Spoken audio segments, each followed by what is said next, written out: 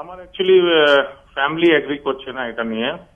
যে সারা জীবন তো আমি বিজনেস করেছি আর আরো সোশ্যাল ওয়ার্ক করেছি, তো ফ্যামিলি টোটালি এগ্রি করছে না। এন্ড তার জন্য আমার ওয়াইফের শরীরও খারাপ হয়ে গেছিল 2 দিন ধরে। তো এই জন্য এই সিদ্ধান্ত।